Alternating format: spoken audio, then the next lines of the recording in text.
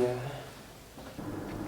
Nah, ini udah video seminggu setelah video unboxing itu guys. Jadi seminggu kemarin itu gue udah kasih laptopnya ke adik gue, biarkan dia merasakan juga kan laptop ini baru, jadi dia masukin akunnya, dia otak-atik sendiri. Dan ini udah seminggu pemakaian, jadi lebih ada lebih ada isinya lagi guys. Jadi gue udah tahu sedikit banyaknya tentang laptop ini. Oke, sebelum gue ngomong panjang lebar, mendingan kalian lihat sendiri dulu secara fisik bentuk laptop ini gimana. Silahkan kalian lihat.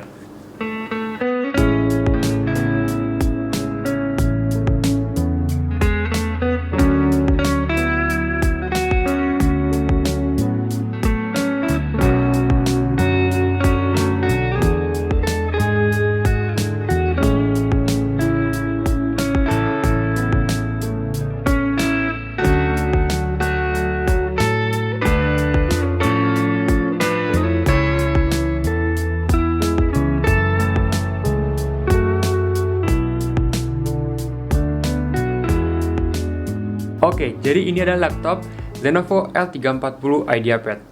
Yang pertama alasan gue untuk membeli laptop ini adalah speknya guys. Dan yang kedua adalah harga yang terjangkau.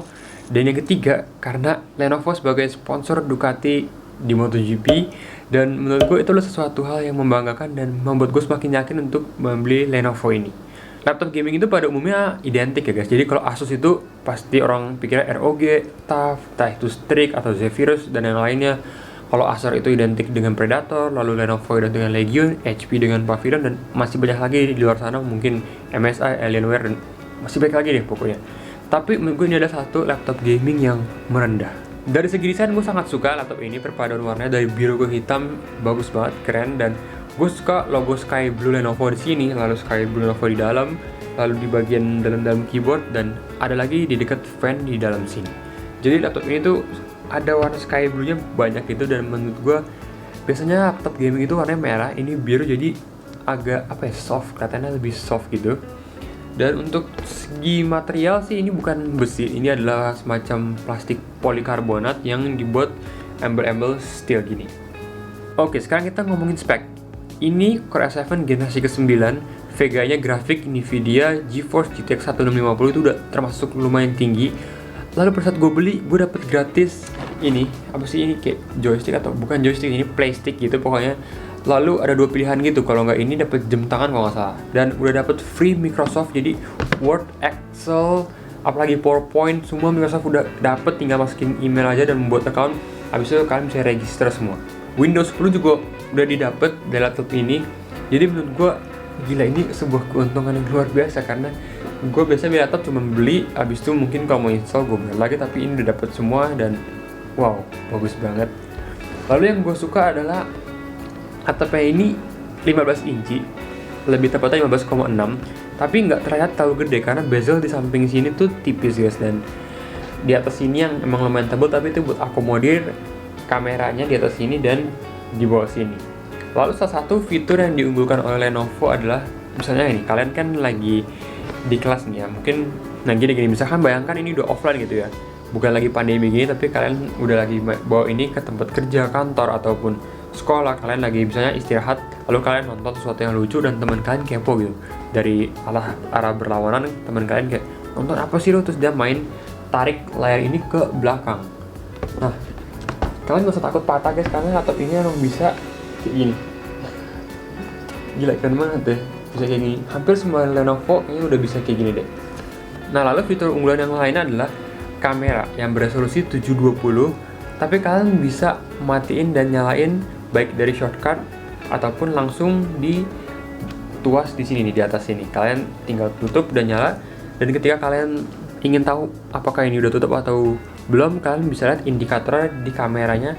Kalau kalian tutup ada kayak semacam warna merah gitu kalau kalian perhatiin. Lalu kalau kalian buka, warna merah itu hilang. Jadi ada indikatornya yang bisa memastikan kalian udah tutup atau belum. Kalau dari segi resolusi, meskipun Vega-nya udah lumayan bagus, ini grafiknya sebenarnya udah lumayan banget kalau buat kalian gaming semacam Valorant, Brawlhalla, atau Dota, itu udah lumayan cukup. Namun dia belum support 4K guys, jadi ini baru 920 dan 1080. Gue sempet coba di nonton gitu di YouTube tentang pemandangan gitu di resolusi 4K, menurut gue warnanya nggak wow dan grafiknya pun nggak wow. Tapi ketika gue turunin ke 1920 dan 1080, menurut gue itu udah settingan yang pas banget di laptop ini.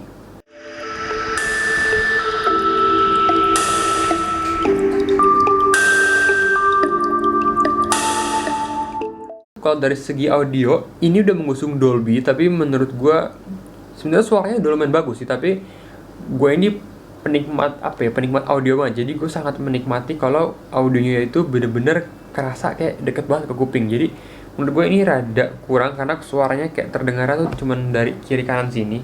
Tapi ya emang mau gimana lagi, emang laptop ya semua kayak gitu. Kalau kalian mau lebih bagus, kalian pakai earphone ataupun mungkin external speaker ataupun mungkin pakai headphone yang lebih privacy. Lalu kalau kalian lihat laptop ini sebenarnya di sebelah sini guys, dia tuh colokannya banyak kayak gini. Duh, ada beberapa colokan di sini, ada dari HDMI, USB Type-C, audio jack. Tapi di sebelah sini kosong. Cuma ada satu.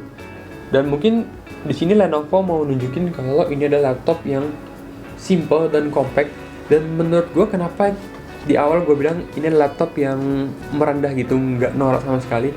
Karena menurut gue meskipun ini laptop gaming yang identik dengan biasanya itu warna merah ya, atau mungkin hijau, ini adalah warna yang kayak gue baru lihat sih, gue nggak tahu dari luar sana, mungkin biru juga banyak, tapi gue baru lihat ada biru yang kayak adem aja gitu, kayak sky blue gini.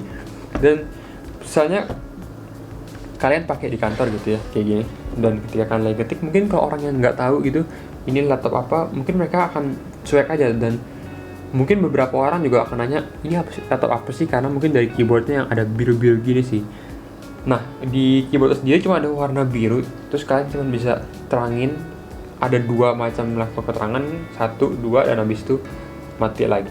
Jadi pertama kali laptopnya datang tuh gue langsung buka dan nyalain. Ketika udah login semua, gue langsung tes DX Diag. Itu buat diagnostik kalau spek apa yang dijual dan apa yang gue dapet tuh sama. Gue pastiin dulu kalau RAM-nya 16, dan bener apa yang gue dapet RAM-nya 16, dan gue seneng banget. Lalu ketika kalian lihat misalnya ya, misalnya teman kalian nggak tahu dan nggak maniak laptop gitu, mungkin mereka pas lewat cuman anggap ini sebagai laptop kerja biasa. Karena laptop gaming tuh pada umumnya tuh misalnya logo itu gede, isinya ada logonya. Lalu dari bezel sini tuh biasa tuh apa ya, model tuh kayak di sini ada model cok-cok, atau mungkin dari dalamnya sini biasanya tangannya sini dia ada sedikit lubang buat buang hawa. Tapi ini bener-bener rata, dan ini pun kayak laptop pada umumnya gitu. Ya mungkin teman kalian misalnya ada yang perhatiin kok ada biru-biru gitu sini, ya udah kalian cuma bilang aja, oh ini ya ada biru-biru, terus sebenarnya bisa dinyalain lampunya. Jadi menurut gue ini laptop yang sebenarnya apa ya, silent killer gitu loh, diem-diem bisa menerkam.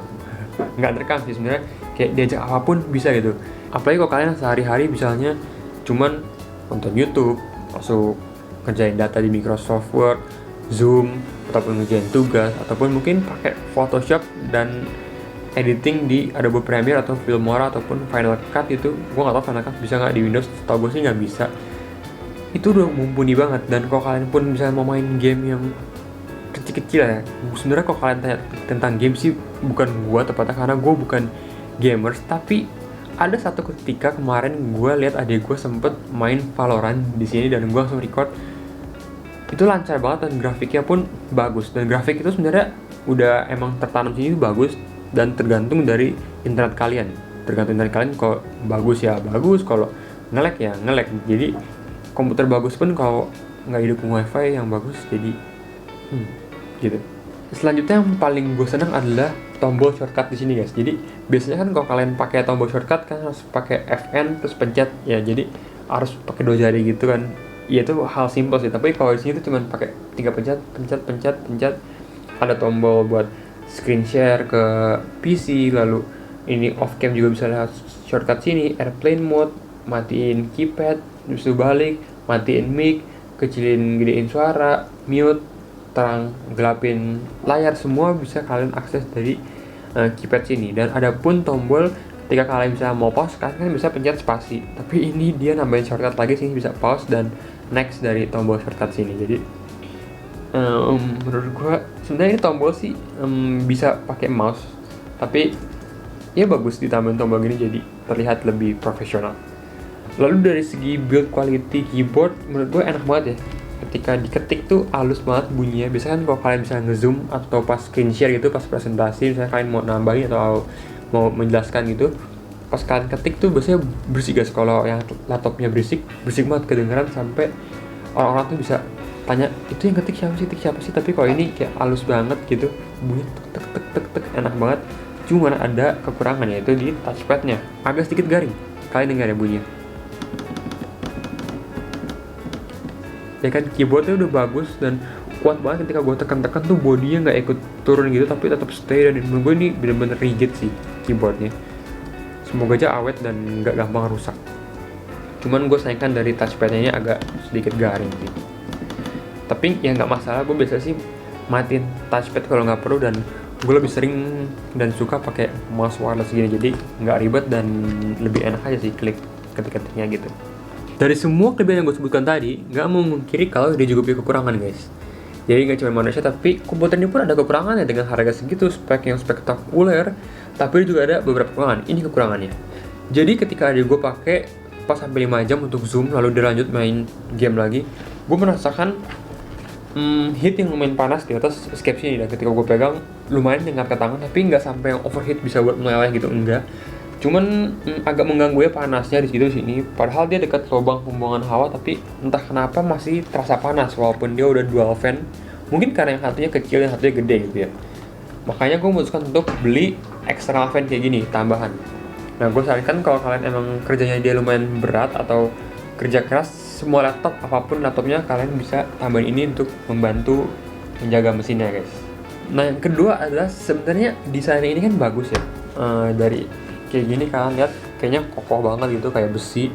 Tapi sebenarnya dia plastik kan guys. Jadi beberapa kali adik gue pakai tuh udah mulai ada pimples gitu guys. Jadi penyok di bagian pojok-pojok sini, gue nggak tahu bagaimana. Tapi tadi kelihatan sih pas gue ngaca gitu pakai laptop ini ada. Nah itu tuh kalian lihat gak? Ada kecil situ, gue nggak tahu sih kalian bisa tahu banget, tapi pokoknya ada di atas sini. Dan itu sangat gak enak. Dan gue juga kaget juga karena ini baru 2 minggu dan adik gue tuh paling cuman taruh chargernya ini di atas laptop.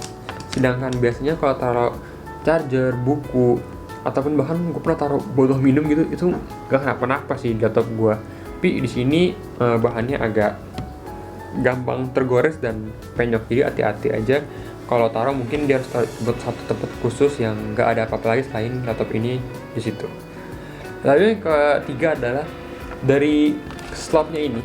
Misalnya kalau kalian yang pakai itu editor ataupun suka edit foto, ataupun kalian fotografi mau pindahin ke laptop, ini nggak support SD card, jadi kan harus beli card reader lagi eksternal. Dan itu artinya apa? Ada satu colokan yang dikorbankan untuk colok ke card reader itu. Jadi itu salah satu kekurangannya menurut gua. Tapi ya mungkin Lenovo mau membuatnya simple dan mengurangi biaya produksi. Dan yang terakhir adalah layar yang belum support 4K. Sebenarnya ini agak berlebihan sih menurut gue, karena dengan spek yang didapat sebenarnya harusnya udah bersyukur. Cuman yang namanya manusia kan nggak pernah puas, pengennya ya yang terbaik, bisa 4K mungkin lebih mantap lagi. Tapi overall gue sangat merekomendasi. Misalnya kalian tanya salah satu laptop yang terbaik tahun 2020 ini, mungkin gue bisa bilang kalau laptop IdeaPad ini salah satu yang terbaik dengan harga 14,9999. Ini adalah sebuah laptop dengan spek tertinggi yang bisa lo dapatkan saat ini. Gue nggak tahu, mungkin kedepannya Asus atau Acer atau yang lain bakal buat laptop seperti ini. Ya semoga ya, jadi kita punya banyak pilihan. Kira-kira segitu dulu video untuk laptop ini. Dan nanti kalau kedepannya ada kekurangan atau kelebihan, mungkin gue akan update lagi. Maafin gue kalau ada salah kata-kata atau tingkah laku dan ucapan, karena gue bukan seorang expert laptop. Gue hanya pas-pasan beli dan gue ingin kasih tau ke kalian.